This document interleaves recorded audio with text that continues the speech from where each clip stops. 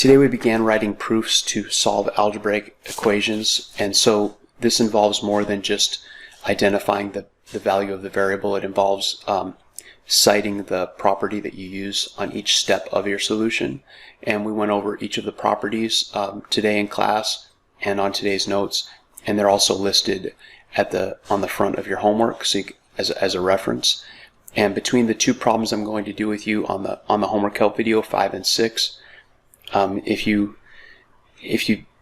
watch those carefully, if you're having any trouble and you watch those carefully, you should be able to apply those ideas to problems 1 through 4. So everybody should be able to complete these proofs on their homework.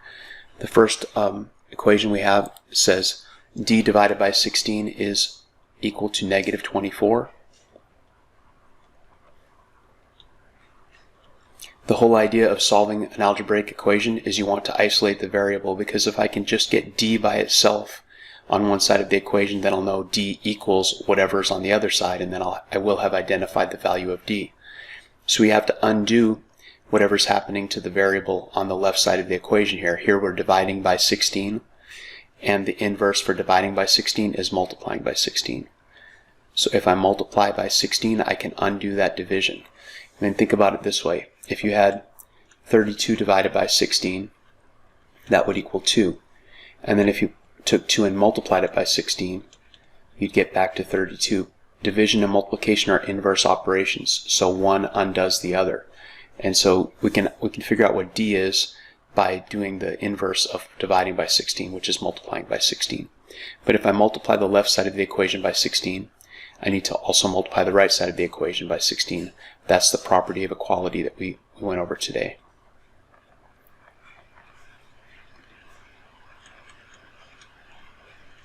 So you have to write down the property you use for each step of your solution. The property of equality is that balance scale model that we looked at in class. You can do anything you want on one side of the equation as long as you do the same thing on the other side to keep the equation balanced.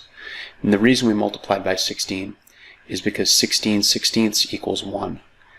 You have 16 over 1 multiplied by d over 16. The 16s cancel, and you end up with 1d.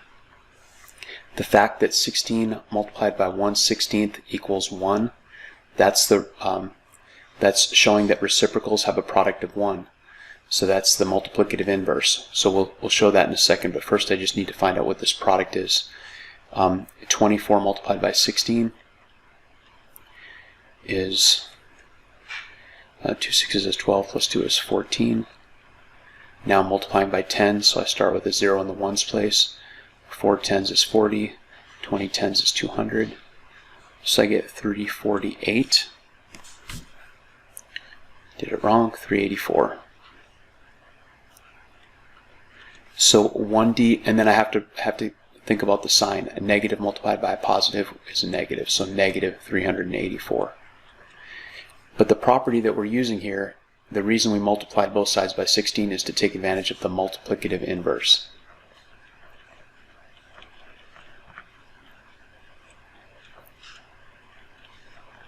Anytime you use multiplication to undo division or division to undo multiplication, you're multiplying reciprocals, and that's the multiplicative inverse.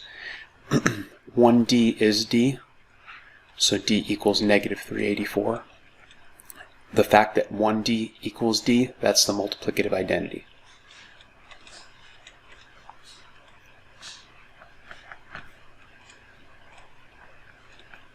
Multiplying by 1 doesn't change the value, doesn't change the identity. So once you know what 1d is, you know what d is. And so d equals negative 384. But we would never stop there. We would always verify our solution. So I already wrote the verify. If you look on your homework, I rewrote the equation for you. Normally you would need to do this for yourself. You start with the initial equation, and then you substitute in the value that you think d is. You think d is negative 384, so you substitute d for negative 384. And that property is substitution. Anytime you substitute an expression for an equivalent expression, that's substitution. Now, we hope that when we do this division, we get a quotient of negative 24 so that both sides are equal. But it's not sufficient to just write negative 24 here. You actually have to do the division. Otherwise, you're not really checking. So 384 divided by 16. How many 16s are in 3? 0. How many 16s are in 38? 2, because 2 16s is 32. Get a difference of 6 and bring down the 4. There are exactly 4 16s in 64,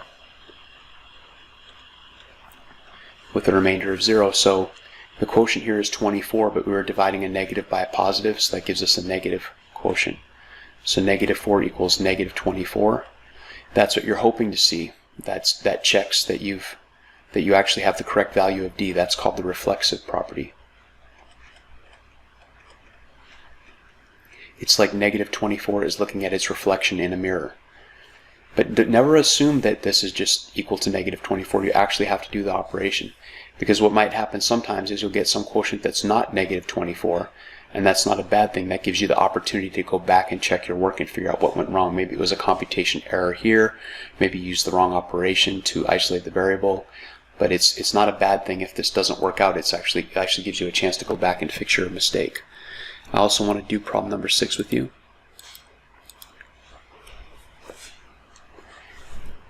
H minus 81 equals negative 22.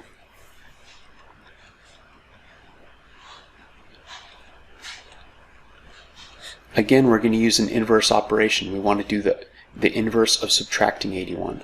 So what's the inverse of subtracting 81? You add 81. And you have to add 81 to both sides. What property is that? What property did we just use when we added 81 to both sides? That's the property of equality.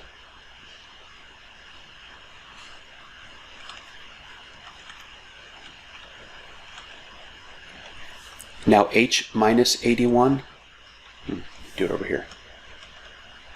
Subtracting 81 is the same as, subtracting is the same as adding the opposite. So this is the same as adding the opposite of 81, which is negative 81.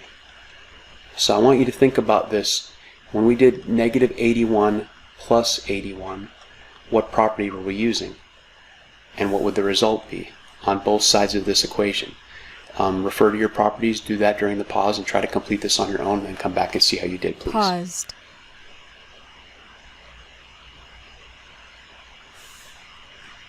When you add opposites, you get a sum of 0. So h minus 81 plus 81 is h plus 0. Adding opposites gives you a sum of 0. That's the additive inverse. Anytime you add to get rid of a negative, or you subtract to get rid of a positive, to make that sum 0, you're using the additive inverse.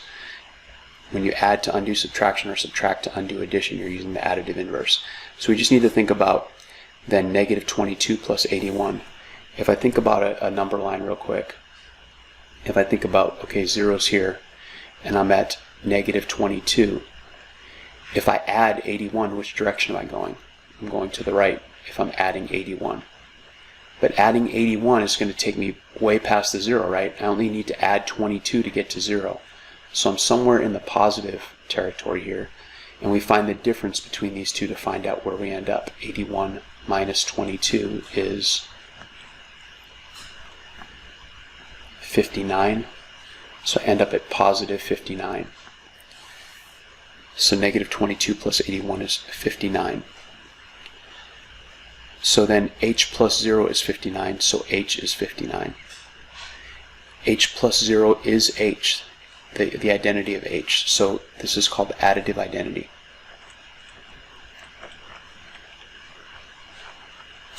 You can add 0 without changing the identity.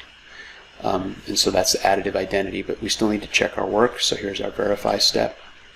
We start with the original equation, h minus 81 equals negative 22. And then we substitute what we think is the value of h, 59. 59 minus 81 should equal negative 22 if we did this right. That's substitution. And then, we can use this same number line for 59 minus 81. If you think about it, if we start it instead at 59 and we subtract 81, that means we're going, if we're subtracting positive 81, we're going 81 in this direction.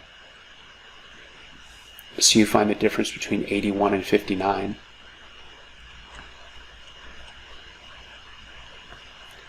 Which is 22, and you just realize if I started at positive 59 and I went 81 to the left, that's going to take me past the 0 into the negative. This negative 81 has a greater absolute value than 59, so it's going to be negative 22 equals negative 22, and that's the reflexive property again.